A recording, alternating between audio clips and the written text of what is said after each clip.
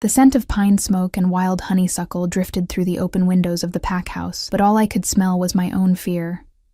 It clung to me like a second skin, acidic and bitter, mixing with the lavender oil I'd rubbed on my wrists that morning, my mother's trick for calming nerves. She'd taught me that the summer before she died, her fingers gentle as she'd pressed the small vial into my palm. "For the days when the world feels too loud, Rowan," she'd whispered. "When you forget you're stronger than you know." I touched the vial now, hidden in the pocket of my dress, and tried to believe her words. The great hall thrummed with bodies and noise. Hundreds of wolves gathered for the claiming ceremony. Every unmated Omega in the Northern Territories stood in this room, dressed in their finest clothes, hair gleaming, skin perfect. They laughed and whispered, their confidence a language I'd never learned to speak. I stood near the back, partially hidden behind a stone column, my left hand tucked against my side where the scars began. The burns crawled from my fingertips to my shoulder, a landscape of ruined skin that no amount of healing magic had been able to erase. 5 years since the fire, 5 years of stares and whispers, and the careful way people looked away when they thought I might notice. "Did you hear?" A voice nearby, bright with gossip. "The Alpha King is actually coming, Sebastian Thorne himself." My stomach twisted. Of course he was coming. This ceremony was for him, after all. The great unmated king finally choosing a mate from among the territory's offerings. Every Omega here harbored the same desperate hope, that his eyes would land on them, that they'd be chosen, elevated, transformed into a queen. Every Omega except me. I had no illusions about my place here. I'd been required to attend by pack law, but nobody expected the burn-scarred Omega to catch anyone's eye, let alone a king's. I'd come because refusing would have brought shame to my father, who'd already endured enough whispers about his damaged daughter. I'd come because sometimes the cruelest thing about hope is how it refuses to completely die, even when you know better. "They say he's vicious," another voice added, lower this time. "That he killed 12 rogues with his bare hands last month. That his eyes go black when he's angry. They say he's beautiful too, dangerous beautiful." I closed my eyes and pressed deeper into the shadows. The vial in my pocket felt warm against my palm. "You're stronger than you know." But my mother had been wrong about that. Strength was something you proved, and I'd spent 5 years trying to become invisible. The room suddenly quieted, the change in atmosphere so abrupt. It was like someone had drawn all the oxygen out. I opened my eyes to see the crowd parting, wolves stepping back in a choreographed deference that spoke of instinct and ancient hierarchy. And then I saw him. Sebastian Thorne moved through the crowd like smoke, dark and inevitable. He was taller than I'd imagined, broad-shouldered and lean, dressed in black that seemed to absorb the light around him. His hair was dark too, falling just past his collar, framing a face that was indeed beautiful, but in a way that made you think of winter storms and sharp edges, dangerous beautiful, just as they'd said. But it was his eyes that stopped my breath. Even from this distance, I could see they were an unusual pale gray, almost silver, and they moved across the room with a kind of predatory assessment that made my wolf whimper and press low in my chest. The ceremony began with traditional words from the territory elder, a wizened wolf named Cordelia, who'd seen 3 generations of pack politics.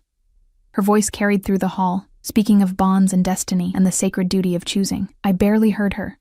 I was too busy trying to make myself smaller, willing myself to fade into the stone column at my back. "The unmated Omegas will come forward," Cordelia announced.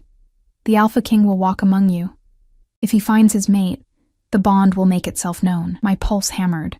Around me, Omegas began to move forward, positioning themselves with practiced grace. I stayed where I was, half hidden in shadow. Better to wait until the crowd thinned. Better to stay invisible. But the universe, it seemed, had other plans. Sebastian Thorne began his walk through the assembled Omegas, and I watched as each one dipped into a respectful curtsy when he passed. He barely glanced at them, his expression unreadable. Some of the bolder ones tried to catch his eye, tilting their heads to expose their throats in the traditional gesture of submission and availability. He ignored them all. Tension built with each step he took. The rejection was palpable. I could feel the disappointment rolling off the Omegas he passed, could see the way their carefully constructed hopes crumbled. Part of me felt a twisted relief. If he rejected all of them, then my own inevitable rejection would be less noticeable, just one more in a long line of no's. He was halfway through the room when his steps faltered. It was so subtle I almost missed it. Just a slight pause, a fraction of a second where his fluid movement hitched. His head turned, those silver eyes scanning the crowd with sudden intensity. He inhaled deeply, scenting the air, and something in his expression shifted, sharpened. He was looking for something. Someone.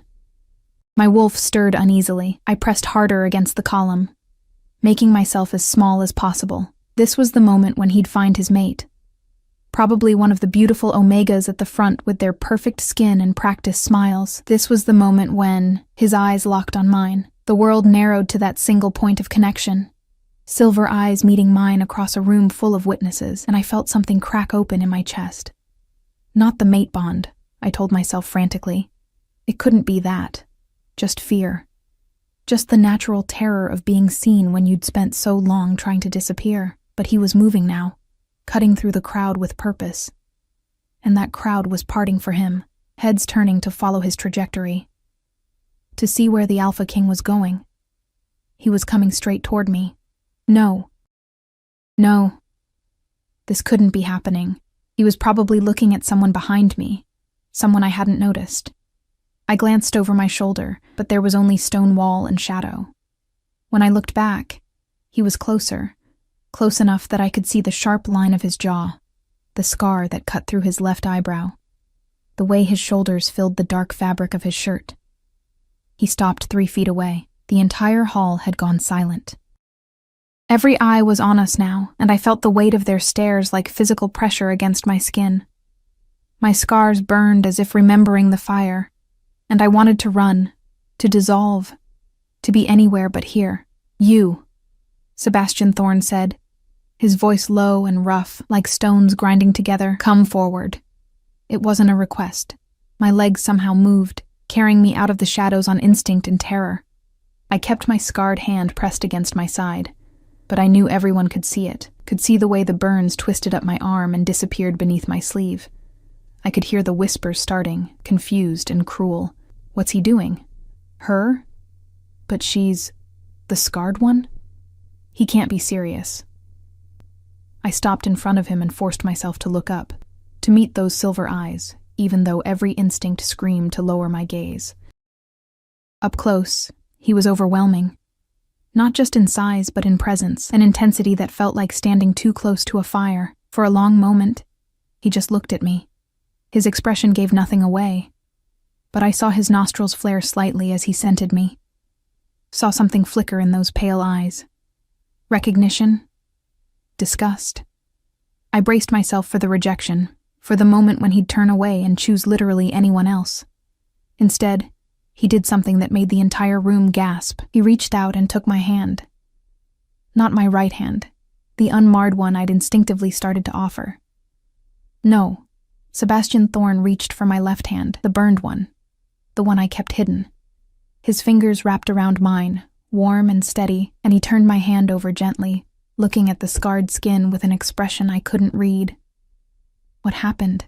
He asked quietly, the question somehow intimate despite the hundreds of witnesses. My voice came out barely above a whisper. Fire. 5 years ago, I went back for my mother. The old grief rose up, familiar and heavy. I didn't reach her in time. Something shifted in his eyes. Not pity. I would have hated pity. But something deeper. Understanding, maybe. Or recognition of a similar pain. He lifted my scarred hand, and for one horrible moment, I thought he was going to inspect it more closely, put my damage on display for everyone to see. Instead, he did something that stopped my heart. He pressed my palm flat against his chest, right over his heart, and held it there. You bear your courage on your skin, he said, his voice still low but somehow carrying through the silent hall. There is no shame in that. And then, still holding my hand against his heart, Sebastian Thorne turned to face the assembled crowd. When he spoke, his voice rang with unmistakable authority. I have found her. The hall erupted. The chaos that followed his declaration felt like drowning. Voices rose in a cacophony of disbelief and outrage. wolves arguing over each other, the careful decorum of the ceremony shattering like glass. I stood frozen in the center of it all, Sebastian's hand still holding mine against his chest, feeling his heartbeat steady and strong beneath my palm, while my own threatened to burst through my ribs. "This is unprecedented," someone shouted. "Lord Garrett," I thought, one of the territory alphas. "The ceremony has protocols. She hasn't even been properly presented." "The Alpha King has made his choice." Cordelia's ancient voice cut through the noise like a blade. "Or do you question his judgment, Garrett?" The dangerous quiet that followed that question made my skin prickle. Nobody questioned an Alpha King, not if they valued their position, their life. Sebastian's thumb moved against my wrist, a gentle back-and-forth motion that seemed absurdly intimate given we were standing in front of hundreds of witnesses. I risked a glance up at him and found him watching me, not the crowd. His expression remained unreadable, but there was something in those silver eyes, a question maybe, or a test. I started to pull my hand away, suddenly aware of how this must look, how presumptuous I must seem. "Your Majesty, I think there's been a mistake." His fingers tightened just slightly, keeping my hand in place. "Do you feel it?" he asked quietly, for my ears only. "The pull?" And God's help me, I did. It had started the moment our eyes met, a magnetism I'd been trying desperately to deny, writing it off as fear or shock or anything other than what it actually was.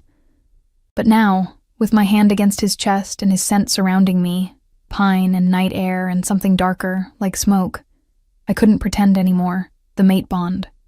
Faint but unmistakable, a golden thread connecting us that grew stronger with every second of contact.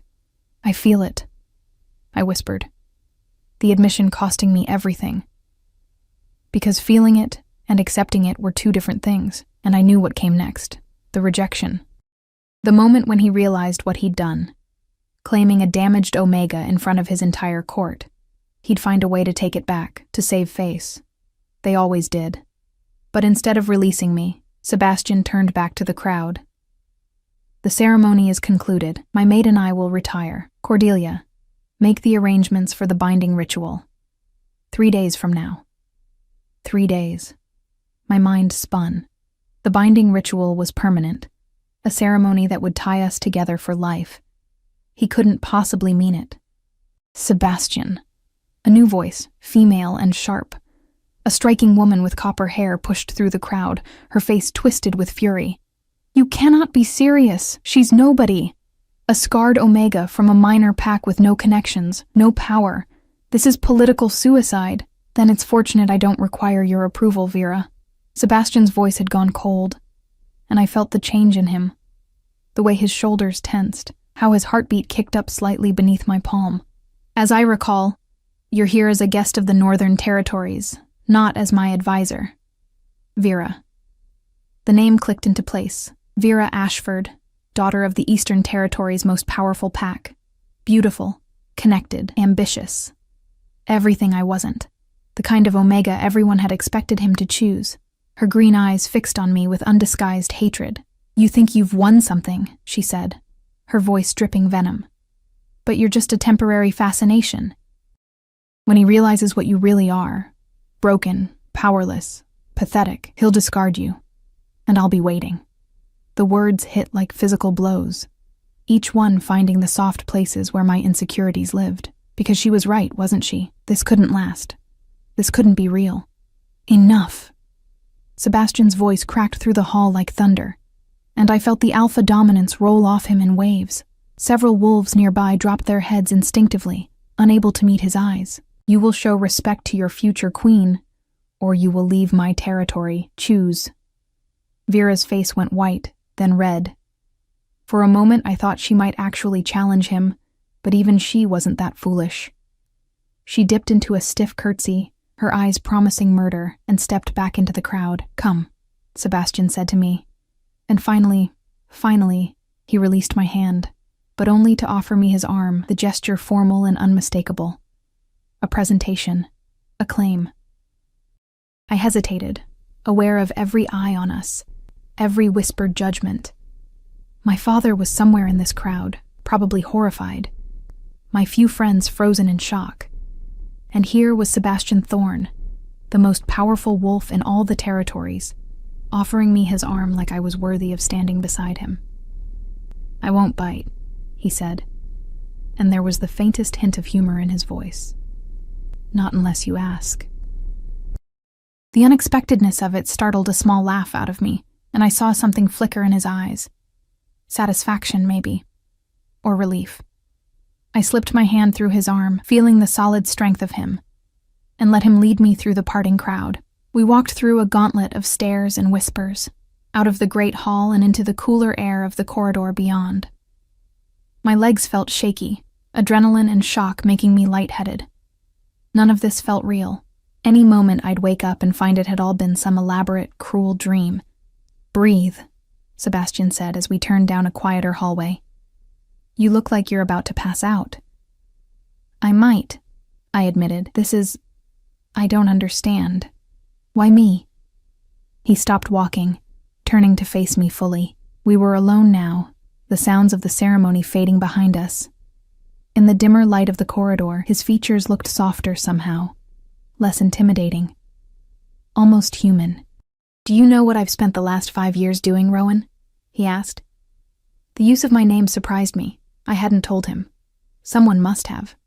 "Running the territories," I ventured. "Running, fighting, killing when necessary, building alliances and crushing threats." He ran a hand through his dark hair, a gesture that seemed almost tired. "I've attended 17 mate ceremonies in 5 years, walked through hundreds of eligible omegas, all perfect and polished and utterly wrong. And then I walk into this hall, and I sent you hiding in the shadows. And for the first time in years, I can breathe." My throat tightened. "I'm not perfect. I'm not polished. I'm brave," he interrupted. "You went into fire for your mother. That's not weakness, Rowan. That's the kind of strength most wolves never find." He reached out slowly, telegraphing the movement, and touched the edge of my sleeve where it covered my scars. "These don't make you less. They make you more." I wanted to believe him. Gods, I wanted to believe him so badly it hurt, but 5 years of whispers and pity and careful rejection had taught me better. "You don't know me," I said quietly. "What if you're wrong? What if I'm not what you think I am?" "Then we'll figure it out together." He stepped closer, and I had to tilt my head back to maintain eye contact. "I'm not asking you to be perfect, Rowan. I'm asking you to be mine." The words should have frightened me, should have sent me running. Instead, they settled into my chest like an answer to a question I'd been asking my whole life. 3 days, I whispered. "That's not much time to be sure. I've been sure since the moment I saw you." His hand came up, tucking a strand of pale blonde hair behind my ear. The gesture was gentle, almost reverent. "But if you need time to be sure, take it. Spend the next 3 days getting to know me. Ask anything. Go anywhere in the castle. If at the end of it you still have doubts." He paused, something painful crossing his face. "Then I'll let you go." "You'd do that?" I couldn't hide my surprise. "Even though I couldn't bring myself to say it. Mates. The word felt too big, too permanent. "Even then." His voice had gone rough again. "I want a partner, Rowan, not a prisoner. If you choose to bind yourself to me, I need it to be real." The vulnerability in that statement staggered me. This powerful, dangerous man who could have anyone, who just claimed me in front of hundreds of witnesses, he was giving me an out, giving me a choice. I thought of my mother's vial in my pocket, thought of her words. "You're stronger than you know." Maybe it was time to find out if that was true. "Okay," I said, the word barely a breath. 3 days. Show me who you are, Sebastian Thorne, and I'll decide if I'm brave enough to be your queen." The smile that crossed his face transformed him entirely, sudden and genuine and devastating. "Deal," he said, and offered his arm again. "Come on, let me show you your rooms. Tomorrow we start." As we walked deeper into the castle that would become my home or my prison depending on the choice I made, I felt the mate bond thrumming between us like a living thing. 3 days to decide my entire future. 3 days to figure out if the burn-scarred Omega could stand beside a king. 3 days to discover if I was strong enough to choose hope over fear. Behind us, I heard footsteps, someone approaching quickly. Sebastian tensed beside me, his body shifting into a protective stance before I even registered the threat. A young man rounded the corner, breathless and urgent. He had kind eyes and sandy hair, and he dipped his head in immediate deference when he saw Sebastian. "Alpha King, forgive the interruption, but there's news from the borders. The rogues—" He glanced at me uncertainly. "Speak," Sebastian commanded. "They've breached the eastern perimeter. 3 packs reported attacks tonight. They're asking for your orders." The transformation in Sebastian was immediate. The gentle man who'd held my hand disappeared, replaced by the Alpha King, hard-edged and deadly. "Mobilize the guard. I want 20 of our best warriors riding east within the hour. Tell Declan to lead them." "And you, my lord?" Sebastian's jaw tightened. He looked at me, conflict clear in his silver eyes. Duty pulling one way, something else pulling another. "Go," I said quietly. "Your territory needs you." "The binding ceremony? We'll still be there in 3 days." I tried to sound more confident than I felt. "Unless you're planning to run off and get yourself killed, in which case we'll need to renegotiate." That startled another smile from him, brief but real. He reached for my hand, the scarred one again, I noticed, and pressed it briefly to his lips. The gesture sent heat spiraling through me. 3 days, Rowan," he promised. "I'll be back in 3 days, and then you'll give me your answer." He released me and strode away, the young messenger hurrying to keep pace. I stood alone in the corridor, my hand still tingling from his kiss, and wondered what exactly I'd just agreed to. Somewhere in the castle, a clock chimed midnight. Day 1 was over. 2 more days to decide if I believed in fairy tales. I didn't sleep that night. The rooms they'd given me were absurdly luxurious, all silk sheets and carved mahogany furniture, with windows that overlooked the eastern mountains where Sebastian had ridden hours ago. I'd stood at those windows until dawn, painted the sky pink and gold, my mother's lavender vial clutched in my hand, trying to make sense of everything that had shattered and reformed in the space of a single evening. When morning finally came, a soft knock at the door announced a young woman with warm brown skin and an efficient manner. "Miss Rowan, I'm Elena. I've been assigned as your lady's maid." She bustled in with a breakfast tray, seemingly unfazed by my disheveled appearance. "I know this must all be overwhelming, but try to eat something. You're going to need your strength today." "Why?" I asked, eyeing the elaborate spread of food with more suspicion than appetite. "What happens today?"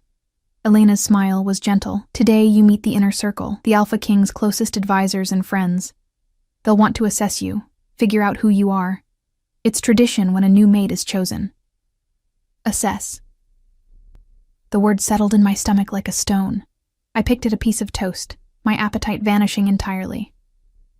"And if I fail their assessment?"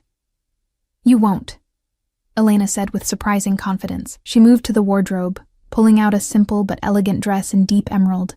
"The Alpha King doesn't make mistakes. If he chose you, there's a reason. Now come, let me help you dress properly." An hour later, I stood outside the council room doors, my heart hammering against my ribs. The dress Elena had chosen brought out the gold in my pale hair, and she'd arranged it in a way that made me look older, more regal.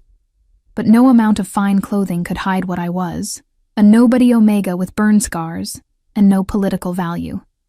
The doors opened. The room beyond was circular, dominated by a large round table where 5 people sat. They all looked up as I entered, their expressions ranging from curious to hostile. I recognized none of them, but I felt the weight of their collective assessment like a physical pressure. "Ah, the famous maid arrives." The speaker was a man in his 40s, broad-shouldered with graying temples and sharp eyes. "Come in, girl. Let's have a look at you." I forced myself to walk forward, to keep my chin up, even though I wanted to flee. As I approached the table, I catalogued each person: the gray-templed man who'd spoken, a younger male with dark curls and an easy smile, a stern woman with silver hair pulled back severely, another woman, smaller and delicate-looking, with knowing eyes, and finally, a massive man who looked like he could break me in half without effort. "Sit," the gray-templed man commanded, gesturing to an empty chair. "I'm General Marcus Steele, head of the King's Guard. This is Declan. He indicated the dark-curled man, our best tracker and Sebastian's second. That's Counselor Iris, who advises on pack politics. The lovely Celeste, who sees things others don't. And the large gentleman is Finn, captain of the northern garrison. I sat carefully, hyper-aware of my scarred hand resting on the table. It's an honor to meet you all. Is it? Iris's voice was cold. Tell me, girl, what do you know about running a territory? Nothing, I admitted, but I'm willing to learn. What about diplomacy? Alliance building? Can you even read? The insult stung, but I kept my voice level. I can read. I've studied history and pack law, though admittedly not at your level. My father made sure I was educated, even if he didn't expect me to use it. Your father. Marcus leaned forward. Thomas Reed of the Northern Ridge Pack.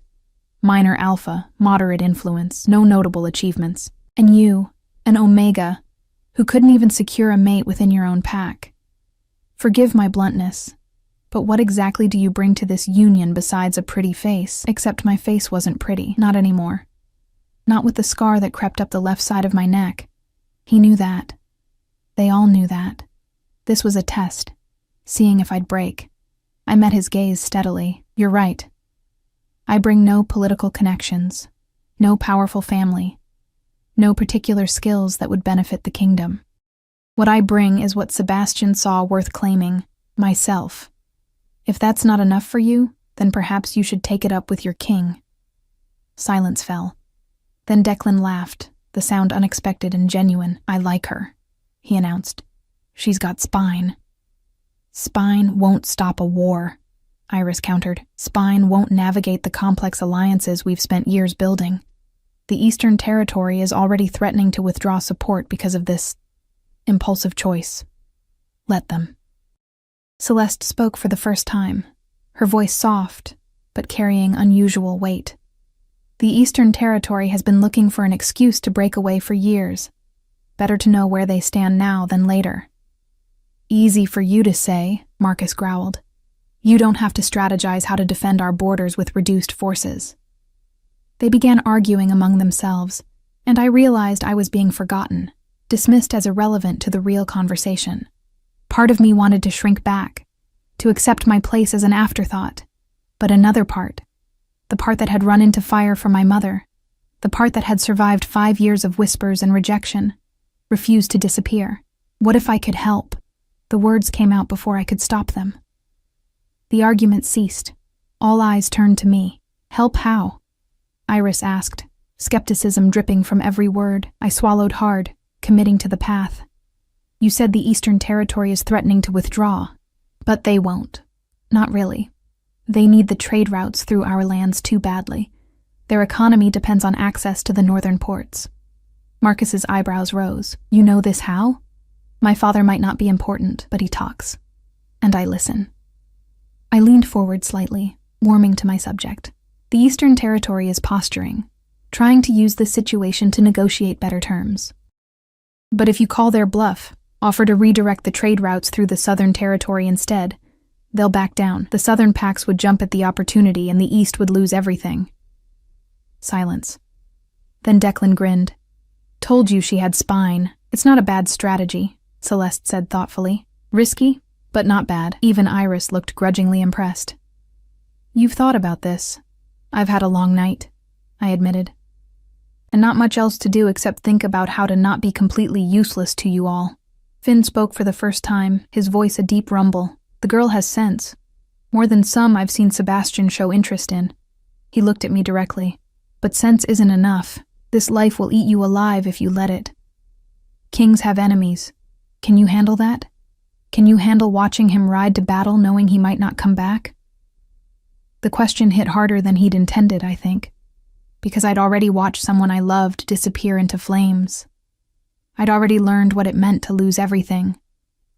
I watched my mother die, I said quietly. I tried to save her and failed, so yes, I know what loss feels like, and yes, it terrifies me, but fear isn't a reason to not try. Fear is just part of loving someone. The room had gone very still. You love him already? Marcus asked, his tone different now. Gentler. I don't know him well enough to love him, I said honestly. But I feel the bond. And I know what it's asking of me, to trust someone I just met with my entire future, to believe that maybe, possibly, I could be what he needs.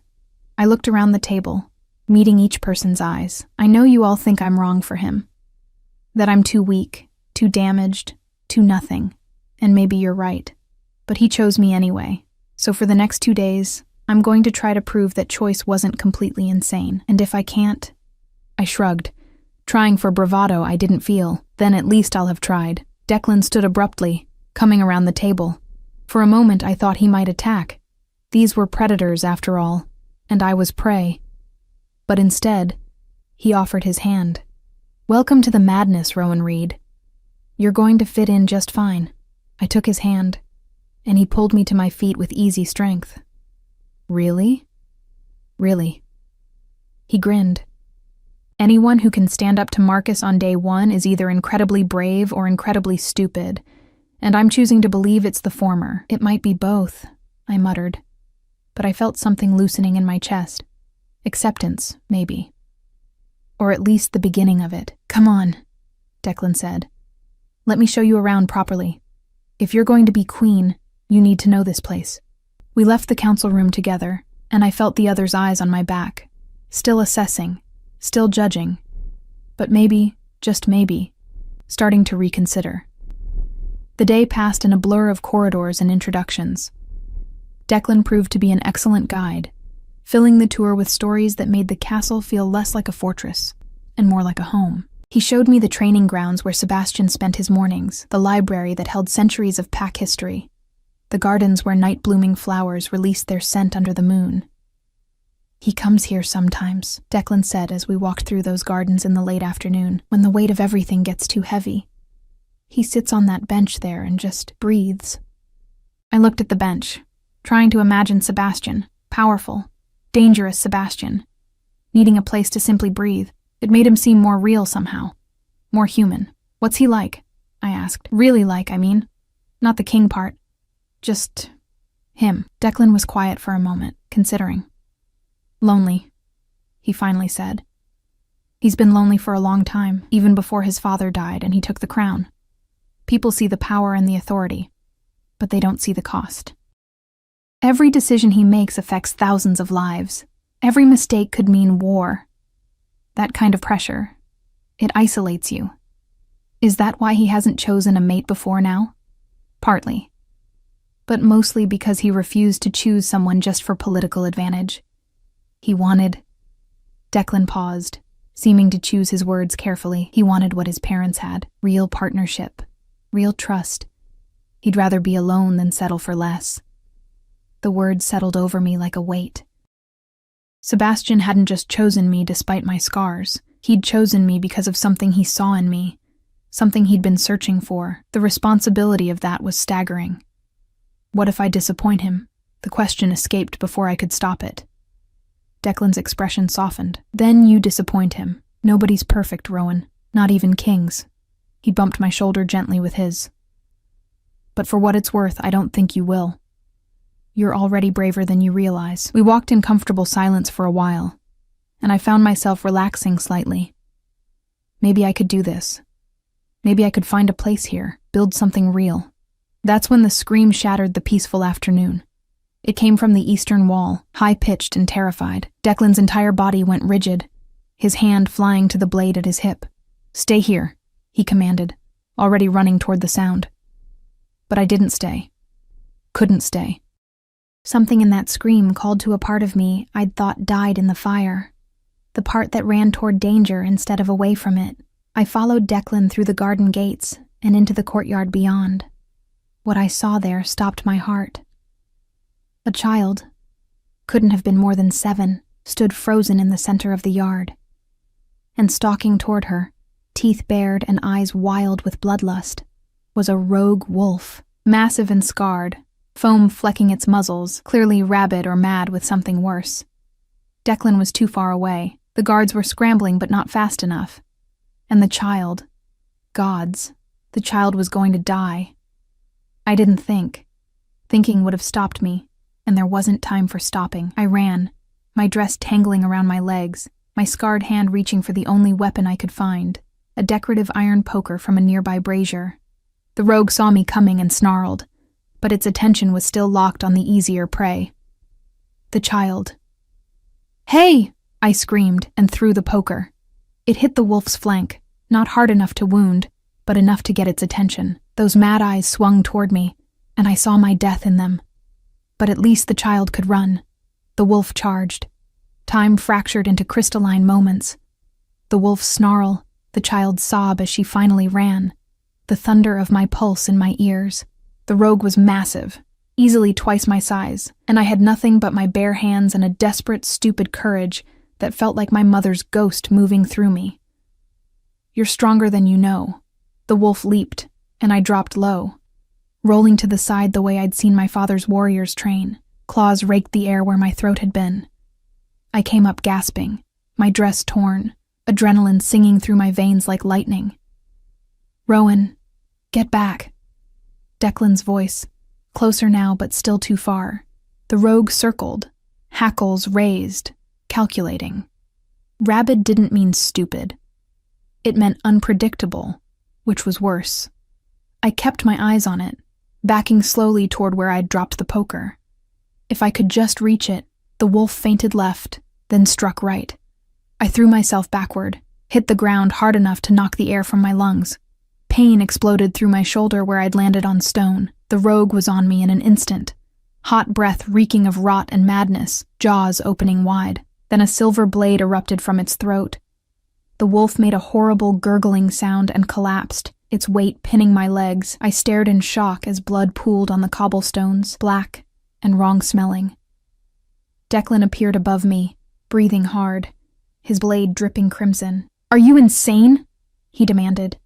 Even as he shoved the dead wolf off me and hauled me to my feet, his hands moved over me rapidly, checking for injuries. "What were you thinking, running at a rogue with nothing but a fireplace poker?" "I was thinking that child was going to die," I managed, my voice shaking now that the danger had passed. My legs felt like water. I was thinking someone had to do something. Someone did do something. The guards, me, people who are actually trained for this. But his anger was undercut by something else in his eyes. Respect, maybe, or recognition. A crowd had gathered, drawn by the commotion. I saw the child, safe now, clutched in her mother's arms, both of them crying. I saw the guards who'd arrived too late, shamefaced and shaken. I saw Iris pushing through the crowd, her stern face gone white. "Secure the perimeter," she ordered sharply. "If one rogue got through, there may be more. And someone find out how in all the hells this happened. Our wards should have prevented—" She stopped, her eyes landing on me.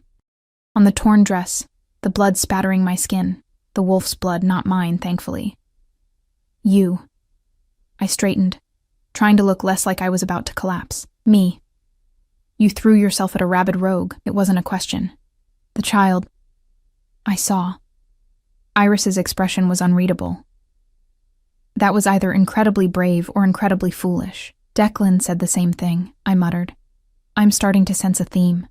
The tiniest smile cracked Iris's severe expression. "Come. You need to be cleaned up before Sebastian returns and finds out his mate nearly became rogue bait on day 2. Sebastian's back? My heart lurched. Riding in now. The Eastern situation was resolved faster than expected. Iris's gaze sharpened, which means he'll hear about this incident within moments of arriving. Best you're there to tell him yourself before rumors make it worse. She was right. I let Elena hustle me back to my rooms, help me out of the ruined dress and into a bath. The hot water stung a dozen small cuts I hadn't noticed receiving, and my shoulder was already bruising purple where I'd hit the ground. But I was alive. The child was alive. I thought that might be enough. Elena dressed me in soft gray wool that covered most of the damage, though nothing could hide the scrape on my cheek, or the way I moved stiffly. "He's going to be furious," she predicted, braiding my hair with gentle efficiency. "The Alpha King doesn't take threats to his mate lightly. It wasn't a threat to me specifically. It was a rogue that got through your defenses. He won't see the distinction." She pinned the braid in place. "There. You look presentable, at least. Now go, before he comes looking for you." I found Sebastian in the war room, still in riding leathers, studying a map with Marcus and Finn. He looked up when I entered, and the relief that crossed his face was so naked it made my breath catch. Then his eyes tracked over me, the scrape on my cheek, the careful way I held myself, and that relief transformed into something colder. Dangerous. What happened? His voice was deadly calm. A rogue breached the eastern wall. Marcus answered before I could speak. It was put down, but not before. Not before what? Sebastian's eyes never left mine. I lifted my chin. Not before I did something stupid. The muscle in his jaw ticked, everyone out. Marcus and Finn exchanged glances but obeyed, filing out silently. The door closed with a definitive thud, leaving us alone in the room that suddenly felt too small. "Show me," Sebastian said quietly. "It's nothing, just some bruises." "Show me." The alpha command in his voice made my wolf whimper and submit. I turned slowly, letting him see the bruises darkening my shoulder where the dress had slipped down slightly, the scrapes on my arms.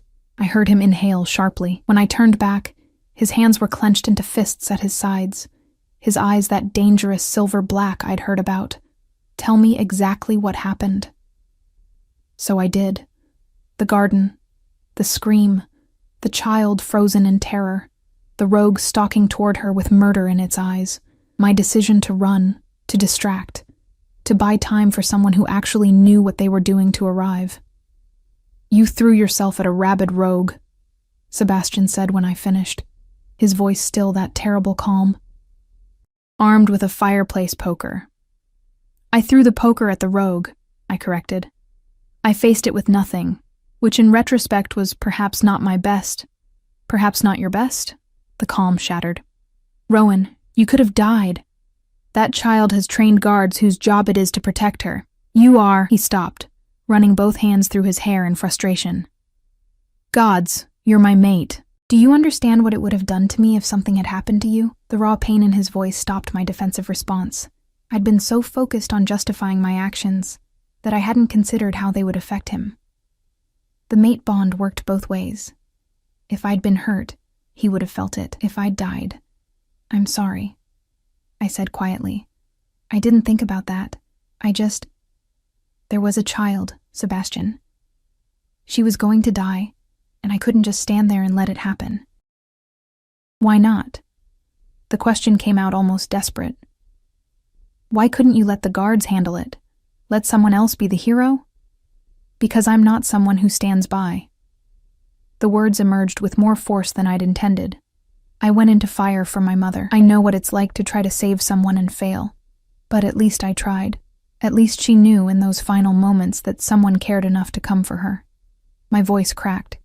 "I can't be the person who watches and does nothing, Sebastian. I can't. Even if it means being stupid and reckless and giving you gray hair before the binding ceremony. That's who I am."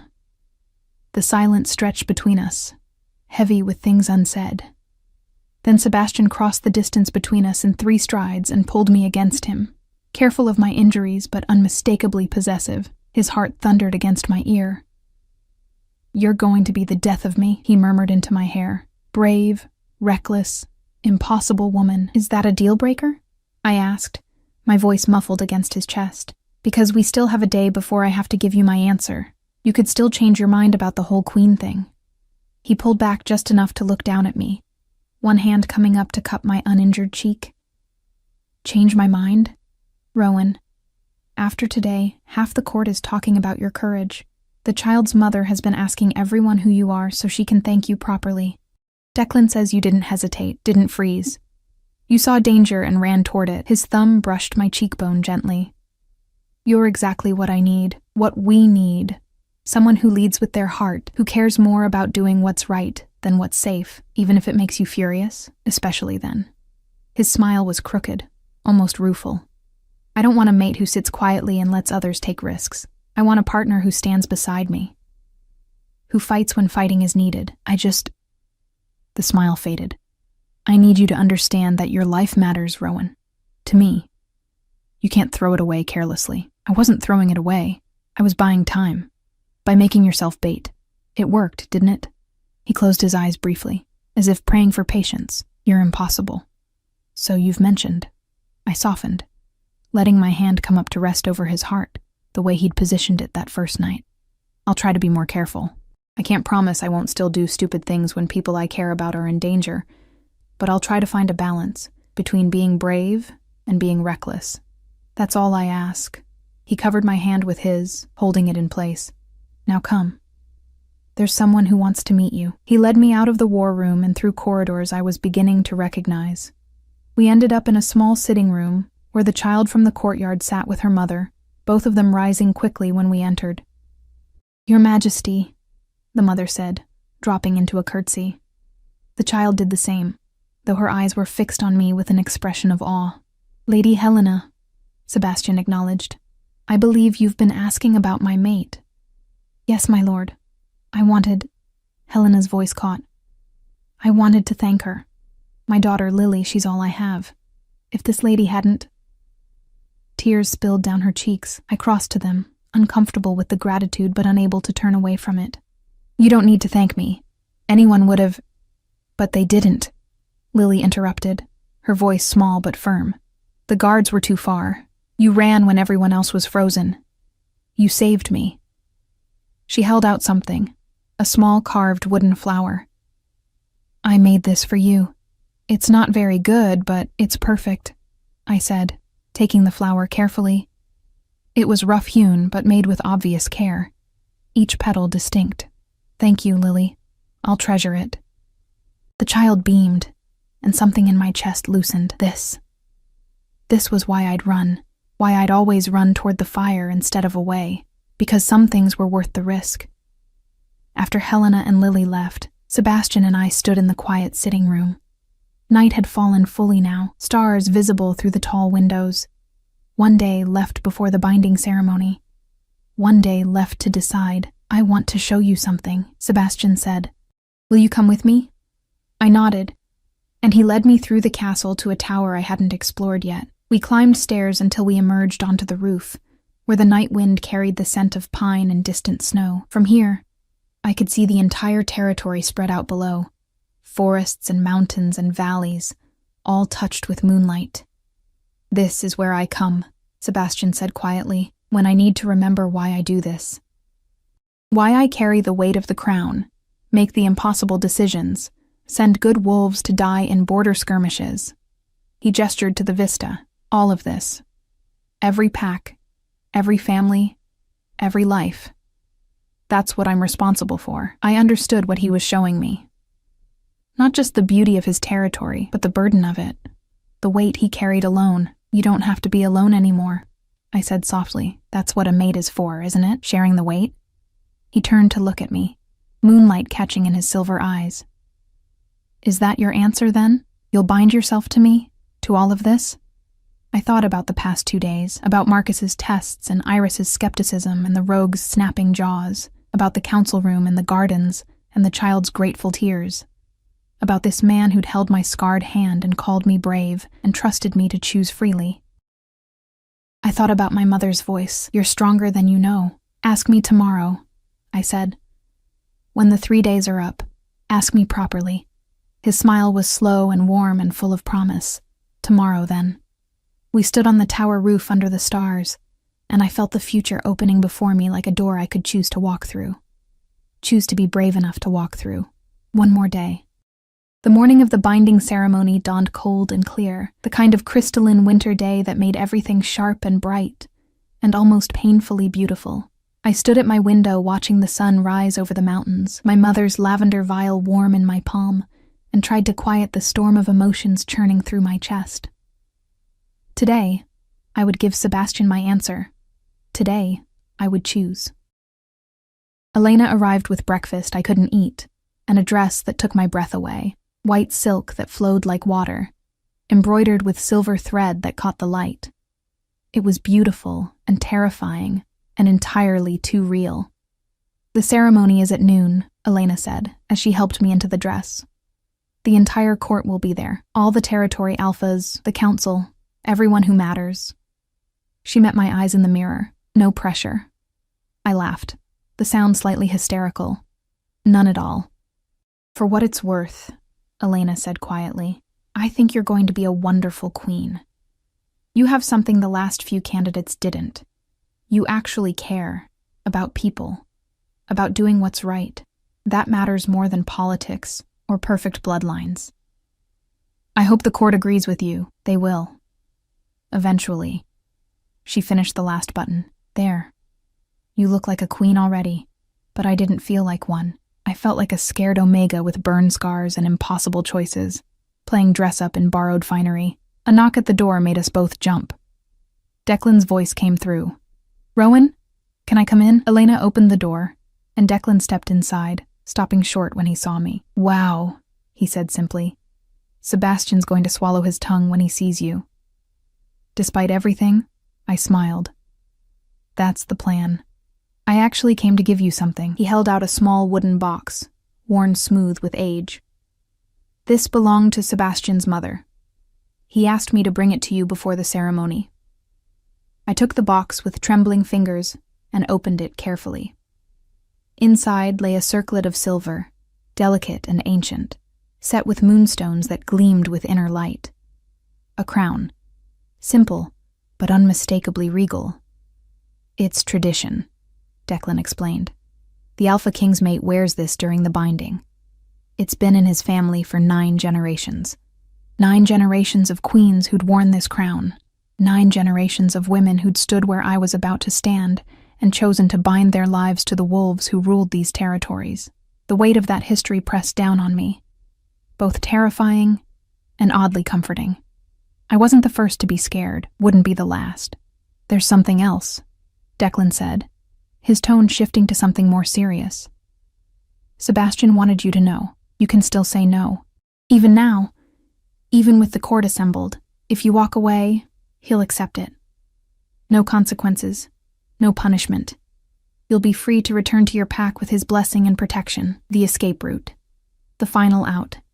Part of me wanted to take it, to run back to the safety of invisibility and low expectations. But a larger part, the part that had run into fire, that had faced a rabid rogue with nothing but a poker, that had stood up to Marcus's interrogation, that part knew running wasn't the answer. I'd spent 5 years hiding from the world. Maybe it was time to stop. Tell Sebastian, I said, my voice steadier than I felt, that I'll see him at the ceremony. Declan's grin was immediate and bright. That's my queen. He bowed, actually bowed, and left me alone with Elena and my racing thoughts. The next hour passed in a blur of final preparations. Elena wove my pale hair into an intricate braid, weaving in winter flowers that filled the room with their delicate scent. She applied subtle cosmetics that made my eyes look larger, more luminous. When she finally stepped back, I barely recognized the woman in the mirror. It's time, she said softly. The walk to the great hall felt both endless and too short. My heart hammered against my ribs, each step an act of will. The doors stood open, and beyond them, I could hear the murmur of hundreds of voices, could feel the weight of expectation and judgment pressing against me like a physical force. I stopped at the threshold, suddenly frozen. This was it, the moment of choice. Once I walked through these doors, there would be no going back. You're stronger than you know. I touched the lavender vial hidden in a pocket Elena had sewn into the dress, felt the solid weight of my mother's love, her belief in me. She'd faced her own fire and hadn't looked away. Could I do any less? I stepped forward. The hall fell silent as I entered. Every eye turned to me, hundreds of wolves witnessing this moment. I kept my gaze straight ahead, fixed on the altar at the far end of the hall where Sebastian waited. He stood in formal black, the Alpha King in all his terrible beauty and power, and even from this distance I felt the pull of the bond between us, golden and strong and undeniable. I walked the long aisle alone. Tradition dictated the Omega come to the Alpha, not the other way around. Each step felt like both a surrender and a claim. With every footfall, I was choosing him, choosing this life, choosing to believe I could be brave enough, strong enough, enough. Sebastian's expression as I approached was carefully controlled, but his eyes held everything. Hope and fear and desperate longing. the same emotions churning through my own chest. When I finally reached him and stopped, close enough to touch, I saw his hands were trembling slightly. "Rowan Reed," Elder Cordelia's voice rang out, formal and ancient. "You stand before this assembly to make your choice. Do you come of your own free will to bind yourself to Sebastian Thorne, Alpha King of the Northern Territories?" This was it. The moment. I could still say no, could still walk away. I looked up at Sebastian, met those silver eyes that had seen me, really seen me, when everyone else looked away. I thought about the way he'd held my scarred hand, called me brave, given me 3 days to choose freely. I thought about his loneliness and his burden, the way he'd shown me his soul on that tower roof under the stars. I thought about the woman I wanted to be. Not the scared Omega hiding from the world, but someone who ran toward the fire. Someone who chose love over fear. "I do," I said, my voice carrying through the silent hall. "I come of my own free will to bind myself to Sebastian Thorne." The relief that crossed his face was devastating. He reached for my hands, both of them, scarred and whole, and held them gently. "And I accept your choice," he said, the formal words made intimate by the way he looked at me. "I claim you as my mate, my partner, my queen. I vow to honor you, protect you, and stand beside you for all the days of my life." Cordelia stepped forward with a silver cord, ancient and gleaming. She wrapped it around our joined hands, binding us together. "By the laws of pack and territory, by the bonds of mate and crown, I declare you bound. Sebastian Thorne, Alpha King. Rowan Reed, his chosen queen." The cord glowed briefly, warm against my skin, and I felt something shift deep in my chest. The mate bond, no longer just a pull but a connection, solid and real and permanent. I could feel Sebastian's heartbeat as if it were my own, could sense his emotions thrumming through the link between us. Love. Fierce and protective and all-consuming. He pulled me close and kissed me, claiming me before the entire court, and the hall erupted in cheers and howls. When we finally broke apart, both breathless, he touched his forehead to mine. "My brave, impossible queen," he murmured. "Thank you for choosing me." "Thank you for making me want to choose," I whispered back. Cordelia placed the moonstone circlet on my head, the weight of it settling like both a crown and a promise. When I turned to face the assembled court as their queen, I saw the mixture of reactions, some approving, some skeptical, some openly hostile. But I also saw Helena and Lily in the crowd, the child waving excitedly. Saw Declan grinning like a fool. Saw even Marcus and Iris nodding with what looked like approval. The celebration that followed was overwhelming. Endless introductions and congratulations, political maneuvering disguised as well wishes, careful alliances being formed and tested. Through it all, Sebastian stayed by my side, his hand at the small of my back or holding mine, a constant reassuring presence. Late in the evening, as the celebration continued around us, Vera Ashford approached. I'd been half expecting her, half dreading this confrontation. "Congratulations, Your Majesty," she said, the title delivered with just enough edge to make it an insult. "You must be very pleased with yourself." "I'm pleased to have found my mate," I replied evenly, "as you would have been, had the bond led to you." Something flickered in her eyes. Surprise at my directness, maybe. "The bond," she repeated.